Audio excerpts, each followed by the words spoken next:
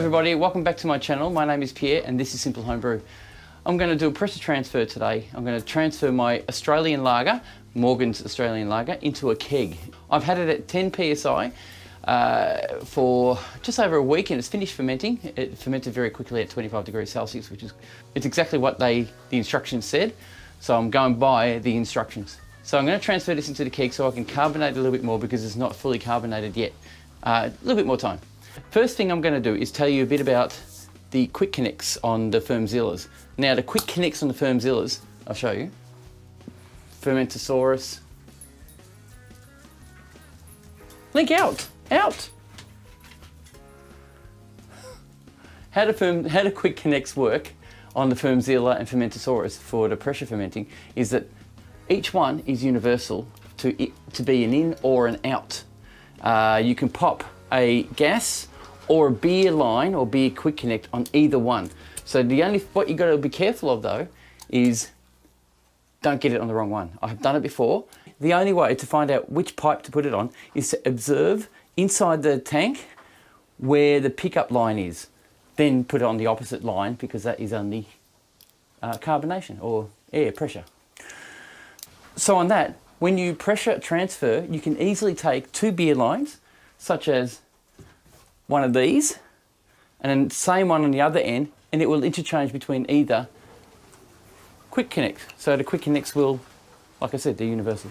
So from that, I can actually transfer from the beer line out into the kegs line out, where the dip tube comes in at the bottom. And when it comes in, what happens when it comes in at the bottom is that the beer will inject up from underneath or the bottom of the keg without aeration getting through to the beer. So I have filled my keg up with CO2 and purged as much oxygen as I could out. I've been lucky enough to be given some great advice from you guys online. Love it that you give me all this advice. A lot of things I haven't spoken about, a lot of things you give me advice on I already know. I just never spoke to anybody about it because really, I'm under the assumption that most of you people who are watching this already know these simple little things. But I'm going to tell you anyway. I'm not saying that you're not smart or anything like that. I just need to make sure that I do say more things and I do tell you more about what I'm doing. So with that, I was advised by a really nice person online. I was advised by a really nice person online to have my keg lower than my fermenter. So when I do pressure transfer, I have gravity on my side. At the moment, my cables, my pipes and tubes aren't long enough to have it down lower. So I'm not going to do that right now, but I will be doing it in the future. Really, the difference would be minimal. You still got to put CO2 in anyway. If you don't put CO2 in, you're opening it up to oxygen and you're basically letting oxygen in while it's siphoning out through the system. So I'm not doing that at the moment. Okay guys, so what we've got is our butterfly valve, which has been controlling the pressure in our fermenter for about 2 weeks nearly right now. So at about 10 pounds per pressure. That's what I've left it at. I probably should have done it 15 so I get a bit more carbonation in it. So it doesn't matter. But at the moment, I want to keep the pressure in there, but I want to drop it a little. So I'll open up the butterfly valve and drop the pressure down to about 5 pounds. That'll do. And that gives me less pressure on that. So that comes off. That is my now CO2 line in. So I'll get my CO2 bottle.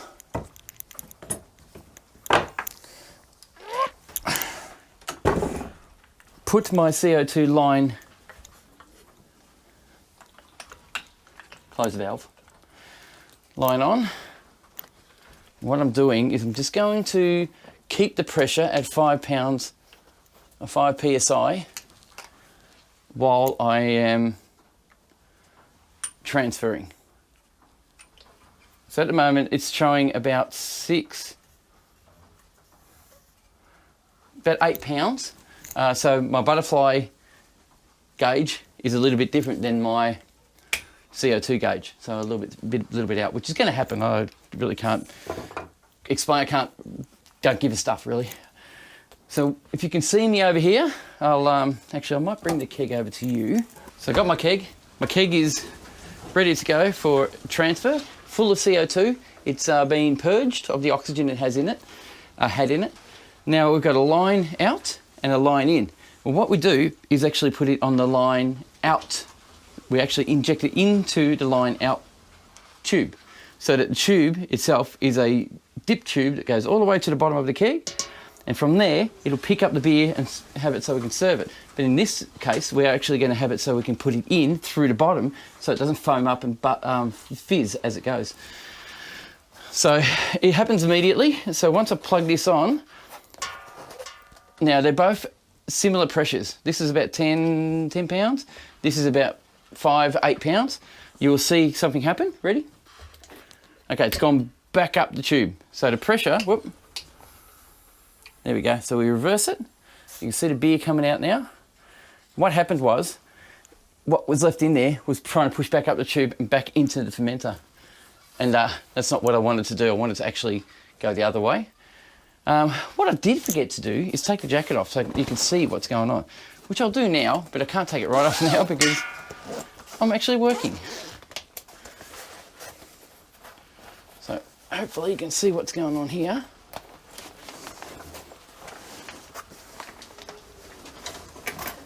Well, that'll do. You should be able to see what's going on there. So I'll have to open this valve to actually drop the pressure a bit. Now that's the problem I had. I turned this pressure up too high. The pressure has to be lower in the keg than it does in the fermenter, and right now the fermenter is too high. So what I've done is I've cracked this open. I'm letting CO2 out, and because of that, I'm actually letting beer in. But it's foaming up at the moment because I've got too much high pressure, so I might actually... That's it. See how it's not foaming as much?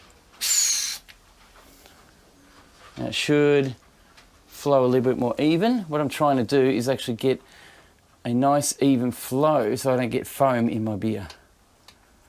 So at the moment we're running at about 2 pounds, and really that's probably all we need to do. Run it at 2 pounds and let it go. So right now this is purging, this is running, and what I should be doing now is I'll do it right now while I'm thinking of it. I'll take one of these, which is this fella, put a bit of sanitizer on it, and I'll whack it on this end. So what that's going to do is allow, once my beer reaches the top, it'll come out the top, and that'll tell me when we're full. So what I'm doing right now is basically the beer is flowing. It's foaming up a little bit, but I can't control that bubble. It's obviously got a carbonation in it. Going down the line into my keg, into the dip tube that goes to the bottom. Then the air is coming out the top, which is CO2, out through like a breather, and that's going into a jug at the moment. So once that beer reaches the top, it'll come out the top here, and that'll let me know where the keg is full.